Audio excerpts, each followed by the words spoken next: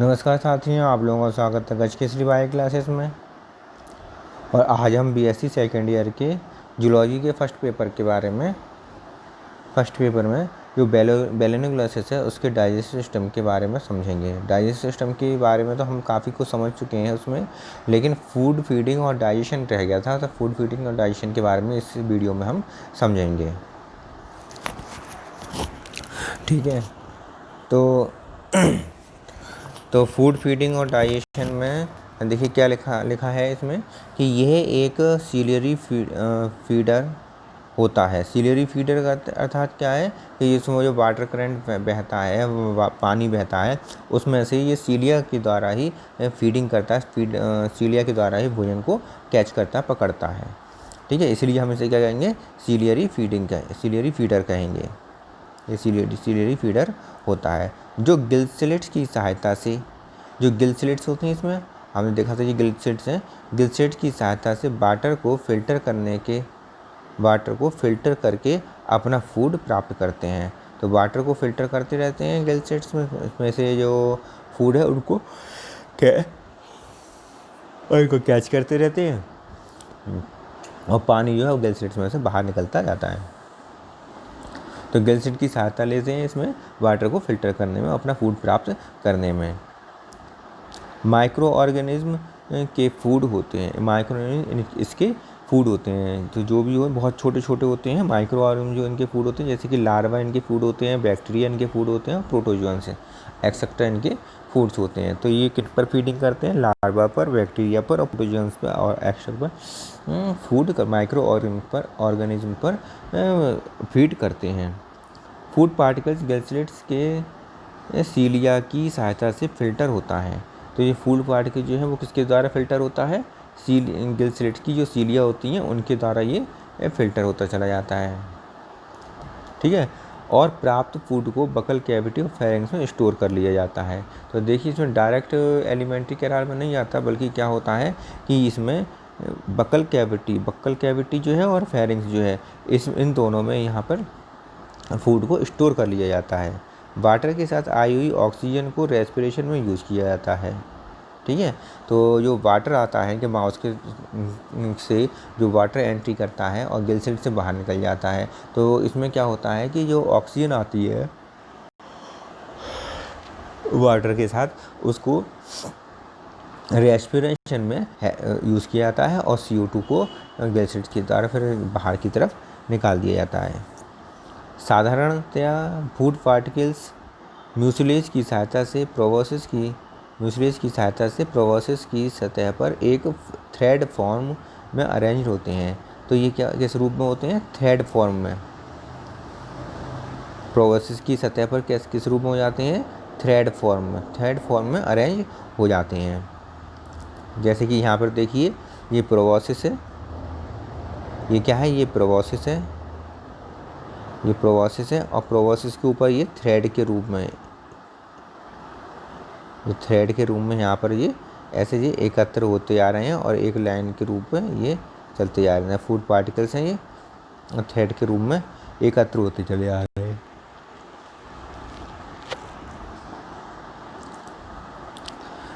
Thread के रूप में अरेंज होते हैं।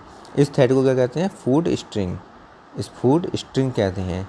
देखिए फूड स्ट्रिंग है जी, ये क्या है, फूड स्ट्रिंग है, ये फूड स्ट्रिंग है, ये फूड स्ट्रिंग है।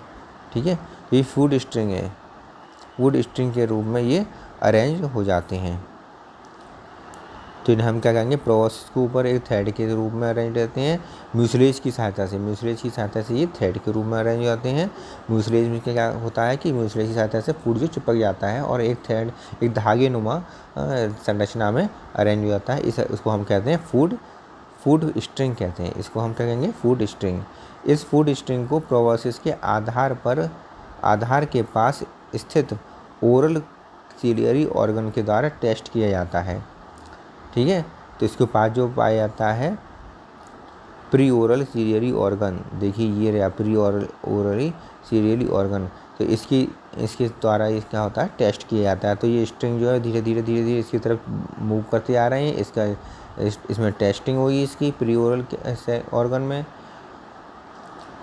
आगे देखते हैं आगे क्या लिखा हुआ है कि इस फूड स्ट्रिंग को प्रोसेस के आधार पर स्थित प्री ओरल सिलेरी ऑर्गन में टेस्ट किया जाता है। फूड फॉर्म में ना पाए जाने पर, यदि फूड क्या है, फूड फॉर्म में जो ये स्ट्रिंग बनी है वो अगर फूड नहीं है, मतलब फूड के फॉर्म में नहीं है, फूड नहीं है, कोई सैंड है, कुछ और है, फूड नहीं है वो, तो क्या होगा कि फूड के फॉर्म में अगर वो नहीं पाई जा रही है, अगर टेस्टिंग हुई, प्री ओरल सिलेरी ऑर्गन द्वारा टेस्टिंग हुई और ये अगर फूड के फॉर्म में नहीं पाई जा रही है तो ये फूड स्ट्रिंग को रिजेक्ट कर दिया जाता है। तब क्या होगा, फूड स्ट्रिंग को रिजेक्ट कर दिया जाता है तथा ये rejected food particles collar region में अरेंज हो जाते हैं। तो कहाँ स्थित हो जाते हैं ये, कॉलर रीजन में। तो ये क्या रिजेक्ट कर दिए जाएंगे, ओरल की सिलेरी द्वारा रिजेक्ट कर दिए जाएंगे, और ओरल सिलेरी जब रिजेक्ट कर दिए जाएंगे तो ये कहाँ पर जाकर एकत्र हो जाएंगे, कॉलर रीजन में। ये क्या है, कॉलर रीजन, ये है कॉलर रीजन। ठीक है, इस कॉलर रीजन में यहाँ पर ये अरेंज्ड हो जाते हैं, इनको अरेंज कर दिया जाता है। ठीक है, रिजेक्टेड फूड पार्टिकल यहाँ पर अरेंज कर दिया जाता है कॉलर रीजन में। यदि फूड के फॉर्म में पाए जाते हैं, यदि फूड के फॉर्म में पाए जाते हैं, यहाँ से देखिए, यदि ये फूड के फॉर्म में पाए जाते हैं तो यह फूड स्ट्रिंग म्यूसिलेज, यदि ये फूड के फॉर्म में पाए जाते हैं तो यह फूड स्ट्रिंग जो है म्यूसिलेज स्ट्रिंग के रूप में माउथ में एंटर करते हैं। तब ये कैसे करेंगे, माउथ में एंटर करेंगे तथा लगातार पेरिस्टालसिस मूवमेंट के द्वारा इंटेस्टाइन के हेपेटिक रीजन में पहुंचते हैं। देखिए, अगर ये फूड पार्टिकल्स के रूप में पाए जाते हैं, फूड स्ट्रिंग के रूप में पाए जाते हैं, अगर नहीं पाए जाते हैं तो ये कॉलर रीजन में यहाँ पर रिजेक्टेड फूड पार्टिकल्स के रूप में अरेंज हो जाते हैं। लेकिन अगर नहीं, यदि पाए जाते हैं, फूड स्ट्रिंग के रूप में पाए जाते हैं, तो ये माउथ जो देख रहे हैं आप, ये माउथ में एंटर कर जाएंगे। तब ये क्या कहाँ जाएंगे, माउथ में एंटर कर जाएंगे और फिर ये यहाँ से होते हुए इसके अंदर पहुँच जाएंगे, एलिमेंट्री कैनाल में, एलिमेंट्री कैनाल में पहुँच जाएंगे, वकल कैविटी में पहुँच जाएंगे, फिर वहाँ से फेरिंग्स में पहुँच जाएंगे और फेरिंग्स से फिर आगे बढ़कर कहाँ तक जाएंगे, हेपेटिक रीजन तक पहुँच जाएंगे, हेपेटिक रीजन तक पहुँचते हैं। जैसे कि यहाँ पर लिखा हुआ है क्या, लगातार पेरिस्टाल्टिक मूवमेंट होती है इनमें। पेरिस्टाल्टिक मूवमेंट के कारण क्या है, आगे की ओर खिसकते चले जाते हैं, माउथ में एंटर कर जाते हैं, और पेरिस्टाल्टिक मूवमेंट के कारण क्या, इंटेस्टाइन के हेपेटिक रीजन में पहुंच जाते हैं। इस रीजन में पाई जाने वाली हेपेटिक सीका में, इस रीजन में जो हेपेटिक सीका पाई जाती है, जो हमने पहले आपको डायग्राम में दिखाया था, हेपेटिक सीका, ये रही हेपेटिक रीजन ये रहा, और हेपेटिक रीजन में जो गोल गोल से दिखाई दे रहे हैं ये हेपेटिक सीका है। तो हेपेटिक रीजन में जो हेपेटिक सीका पाए जाते हैं, इनसे क्या निकलता है, देखिए क्या निकलता है इनसे, एंजाइम। हेपेटिक रीजन में पाए जाने वाली हेपेटिक सीका से ग्लैंड होती हैं और जो एंजाइम का सिक्रीशन करती हैं। किसका सिक्रीशन करेंगी, ये एंजाइम का सिक्रीशन करेंगी। ठीक है, तो यहाँ पर क्या होगा कि यहाँ एंजाइम का सिक्रीशन होगा, और एंजाइम का सिक्रीशन होने के कारण किसका, एंजाइम का कहाँ से होगा, हेपेटिक सीका से, हेपेटिक सीका से एंजाइम का सिक्रीशन होगा।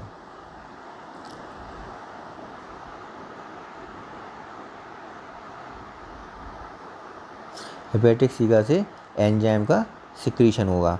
ये एंजाइम क्या करेगा, फूड को डाइजेस्ट करती है। ये एंजाइम क्या करेगा, फूड को डाइजेस्ट करती है, अर्थात फूड का पाचन इंटेस्टाइन में हेपेटिक सीका के द्वारा सिक्रेटेड एंजाइम की सहायता से होता है।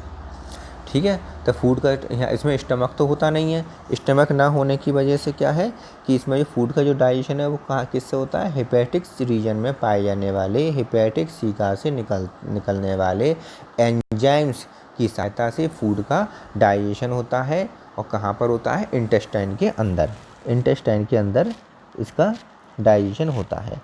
यदि डाइजेशन होने के बाद भी कोई पार्टिकल्स, फूड पार्टिकल ऐसा है जो डाइजेस्ट नहीं हो पाया है, अनडाइजेस्टेड पार्ट है, कोई ये सैंड पार्टिकल के साथ, अनडाइजेस्टेड पार्ट को क्या करेंगे, सैंड पार्टिकल के साथ एनस ओपनिंग द्वारा, एनस की जो ओपनिंग है, जैसे कि ये बनाई गई है एनस की ओपनिंग, ये मान लीजिए ये एनस है, इसकी ओपनिंग के द्वारा बाहर सिक्रीट कर दी जाती हैं। देखिए ये बाहर सिक्रीट कर दिए गए हैं, कर दिए जाते हैं। ये क्रिया कास्टिंग कहलाती है। ये क्रिया क्या कहलाती है? कास्टिंग कहलाती है। तो मान लीजिए जे एनस है और एनस से निकलने वाले ये अनडाइजेस्टेड फूड मटेरियल है, तो इसको यहाँ पर क्या कर दिया जाएगा, इकट्ठा कर दिया और धीरे धीरे ये इकट्ठी होती चली जाएगी और क्या है कि एनएस को चारों ओर से ये घेर लेगा।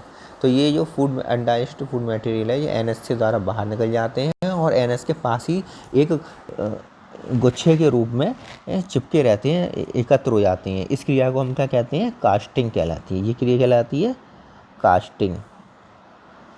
ये क्रिया कास्टिंग कहलाती है। देखिए इसमें चित्र में बनाया भी गया है। यहाँ पर ये एनएस है और एनएस में से ये अनडाइजेस्टेड फूड मटेरियल है। ये अनडाइजेस्टेड फूड मटेरियल जो है अनडाइजेस्टेड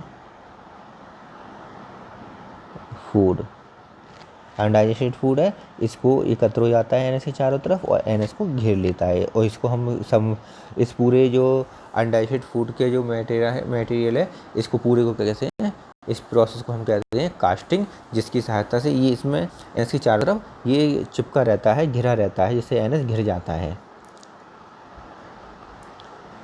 ठीक है, तो इस प्रकार ये रहा वेलानुकुलस का पूरा प्रोबॉसिस, ये रही कॉलर, ये रहा ब्रैंकियो जेनिटल रीजन यहाँ पर है, जेनिटल रीजन यहाँ पर है, हेपेटिक रीजन यहाँ पर है, ये है एनएस। एनएस के चारों तरफ यहाँ पर आप देखिए, यहाँ पर ये धीरे धीरे करके ऐसे करके एकत्र होता चला जाएगा अनडाइजेस्टेड मटेरियल, और अनडाइजेस्टेड मटेरियल एकत्र होने के कारण ये धीरे धीरे छुपता चला जाएगा। एनएस जो है छुपता चला जाएगा और छुपते चले जाने के कारण क्या है कि इस क्रिया को हम क्या कहेंगे? कास्टिंग कास्टिंग क्रिया कहेंगे।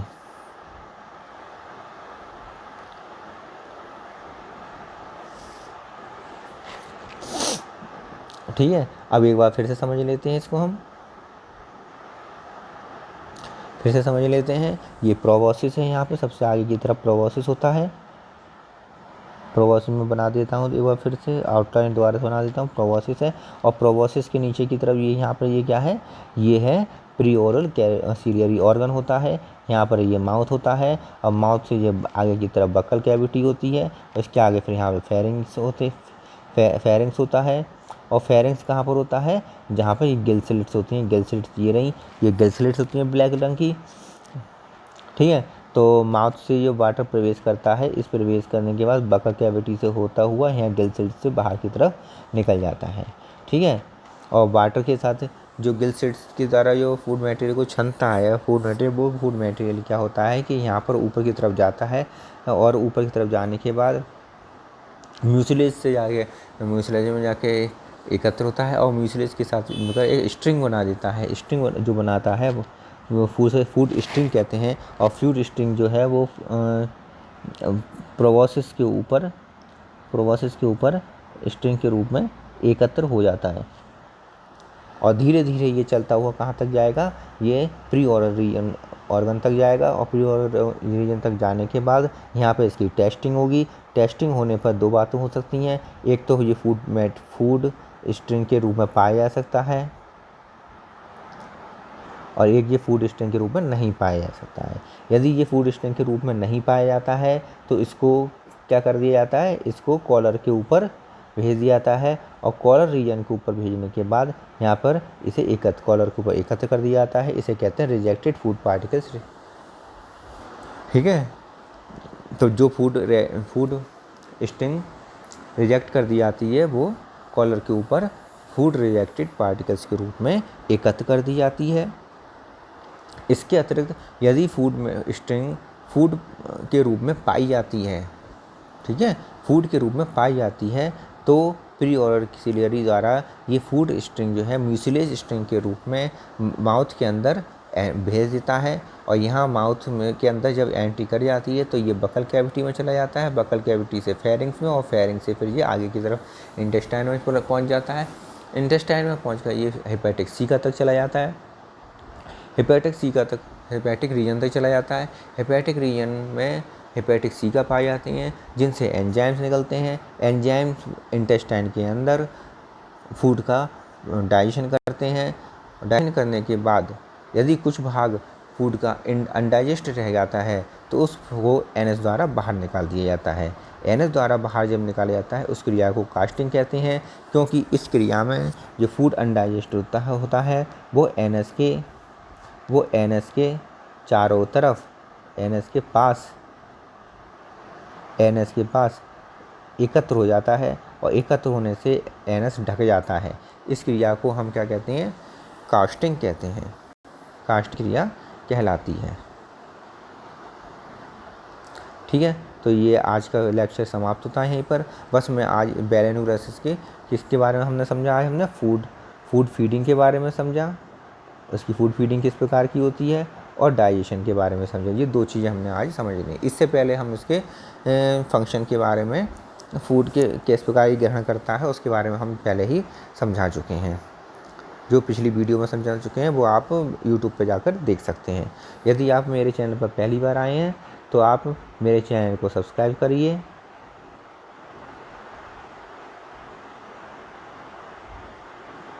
और बेल आइकन दबा दीजिए, जिससे कि नोटिफिकेशन आपको पहले पहुंच जाए। सब्सक्राइब करने से मेरा चैनल आपको तुरंत आपके मोबाइल में ही रहेगा, जिससे कि आप जो भी आप सर्च करेंगे तो मेरा तुरंत आपके पास मेरा चैनल तुरंत खुल जाएगा। बेल आइकन दबाने से आप जो भी मैं वीडियो डालता हूँ उसकी नोटिफिकेशन आपके पास पहले पहुँच जाएगी। और मेरे वीडियो अच्छा लगता है तो इसे लाइक कर कीजिए, जिससे कि मुझे वीडियो और बनाने का प्रेरणा मिले। और इसको अपने साथी के साथ शेयर कर लीजिए। शेयर करने से क्या होगा कि अधिक से अधिक बच्चों का फ़ायदा होगा, स्टूडेंट का फ़ायदा होगा, वो और अधिक से अधिक स्टूडेंट मेरे चैनल से जुड़ेंगे, मेरा सब्सक्रिप्शन बढ़ेगा और बच्चों को भी फ़ायदा होगा। ठीक है, तो मैं वीडियो को यहीं पर समाप्त करता हूँ। इसके साथ ही मैं आपको ये बता दूँ, मेरा टेलीग्राम चैनल भी है।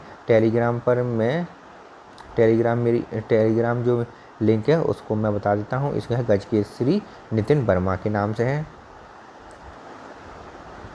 गजकेसरी नितिन वर्मा। ठीक है, गजकेसरी नितिन वर्मा के नाम से है। उसमें जाकर उसे ज्वाइन कर लीजिए। उसमें PDF पड़ी हुई है, आपको मिल जाएगी।